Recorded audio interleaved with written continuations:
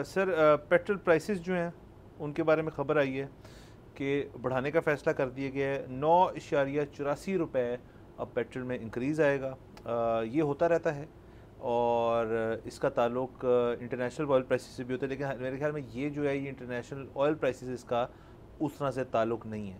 तो ये अभी एक फ़िगर है जो 9.8 ये अभी तक प्रपोज है। आपको पता है इसके बाद में करेक्शन भी आती है। अभी लास्ट टाइम जो एक काफ़ी बड़ा इंक्रीज़ आया था, फिर उसके अंदर एक चेंज किया शहबाज शरीफ साहब ने, तो वो भी एक बड़ी कन्फ्यूजन हो गई थी।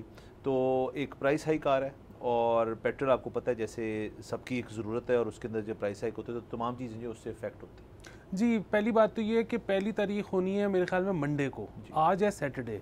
पेट्रोल अभी से मिलना बंद हो गया क्योंकि सबको पता है कि महंगा होना है। तो एक तो जिस माशरे की मुल्क की ये रिट हो कि वो 2 दिन पेट्रोल ही ना दिलवा सके तो फिर उसको घर जाना चाहिए। दूसरी चीज़ ये है कि मुझे अच्छी तरह याद है पिछले हफ्ते 15 दिन पहले पेट्रोल सस्ता हुआ था 16 जून को, और पिछले हफ्ते हम इसी सोफे पे बैठे हुए थे, यहाँ पे टीवी का टिकर चल रहा था और हमने शो के दौरान में उसको कवर किया कि शहबाज शरीफ कह रहे थे कि देखें अभी हुकूमत ने आपको कैसा पेट्रोल का रिलीफ दिया है। तो हमने लाइव शो में कहा था कि हुकूमत ने कैसे रिलीफ दे दिया।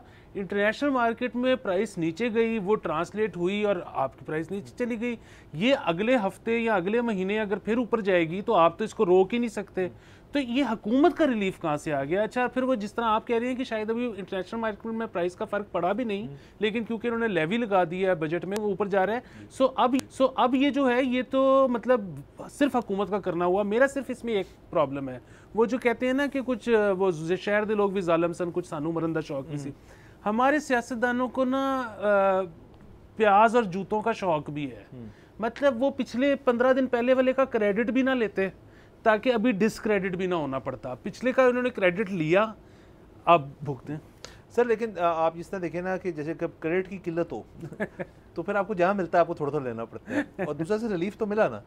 सर मियाँ साहब अगर टीवी स्क्रीन पे आके आपसे मुखातिब हो गए तो इससे बड़ा रिलीफ क्या है मुझे बताएं। वाह सर, इसका मेरे पास कोई जवाब नहीं। नहीं सर, रिलीफ ये तो रिलीफ है। दूसरा सर आपने असल बात की ना, जो ये तो चले होता रहता है, जैसे मैंने कहा असल पॉइंट पे आते हैं कि ये जो पेट्रोल पंप की जो एक बदमाशी कह सकते हैं इसको, और कुछ नहीं कह सकते।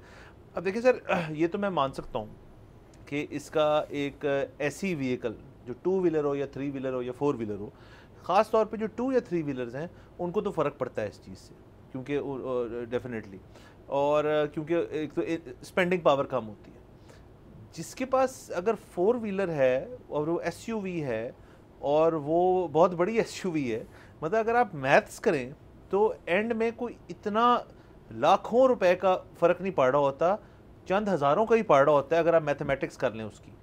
लेकिन आप देखें कि जिस दिन महंगा अनाउंस होता है, आप ज़रा लाइन देखा करें कि उसके अंदर तरह तरह के ज़बरदस्त किस्म के लोग जो हैं वो वेट कर रहे होते हैं कि यार मैं फुल करा लूँ ताकि मुझसे इतना बचे। सर इसका भी एक मैं आपको वजह बताता हूँ, ये होती है, ये थोड़ी सी ब्रैगिंग राइट्स होती हैं कि आप किसी के उस ये प्राइस हाइक के बाद जब जाए ना कि 2-3 दिन किसी के पास, और आप जान के पूछते हैं जी आपने गाड़ी अपनी फुल कराई, फिर कहेगा हाँ, कहता है मैं तो सस्ते रेट पे फुल कराई है। सर ये छोटी छोटी हमारी ना विन्स हैं, ये छोटी छोटी हमारी खुशियाँ जो बड़ी बाकायदगी से अक्कासी करती है हमारी एक सोच की कि, और इसी तरह मैंने गवर्नमेंट वाली चीज़ बात जो की कि जब आपके पास स्मॉल विन्स जो है ना वो आपको ढूंढ नहीं पा रही हैं। ये एक स्मॉल विन है एक शख्स के लिए कि जी मैंने सस्ता पेट्रोल जो है वो डलवाया और तुमने महंगा पेट्रोल डलवाया। फ़र्क किसी को नहीं पड़ा होगा, किसी का घर कारोबार बंद नहीं हुआ होगा इस एक टैंकी को फुल कराने से, लेकिन ये कहने की हद तक होता है।